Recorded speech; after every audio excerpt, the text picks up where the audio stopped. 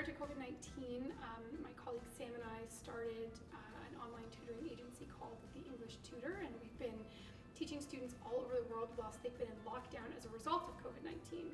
And then, of course, since March, my teaching has switched entirely to online, and I've had a really amazing opportunity to lead a team of teachers through that transition and help them to build the expectations, classroom community, and lessons that go along with teaching online. I think ultimately it's changed the way in which we create community with our children and the way in which we ensure that we're reaching every student. There can sometimes feel like a bit of a divide between that online world and that in-person connection, but it's really important that we continue to see our children as being valuable members of a classroom community. So how, as teachers, do we provide engaging lessons that still allow our children to shine and still allow them to lead that class or lead that lesson, allowing the teacher to be the guider only. When we find ways to do that online, we create a very similar environment to what we see in class. I think with the Park Street program, what we've done is we've taken the Ontario curriculum and what we currently do in schools, and we've figured out ways to adapt it and make it work for the online world. So it's specifically geared to this online instruction. We ensure that our students are learning together with each other and with their teacher. There's no sort of divide or self-led exploration there.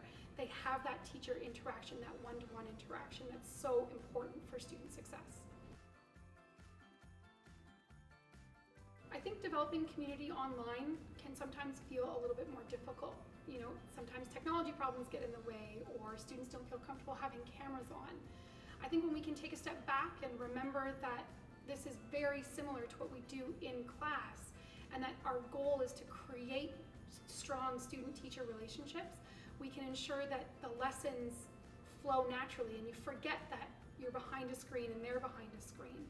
There are many ways that we can engage our students and still allow it to feel experiential, hands-on, and interactive. It's important that as teachers we find those ways. It's no secret that our children are spending hours and hours of their life online, and increasingly schools are using online platforms to either supplement or deliver full instruction. We see this especially in post-secondary realm. I think that there's a lot of room for improvement in preparing students for that transition and for that switch.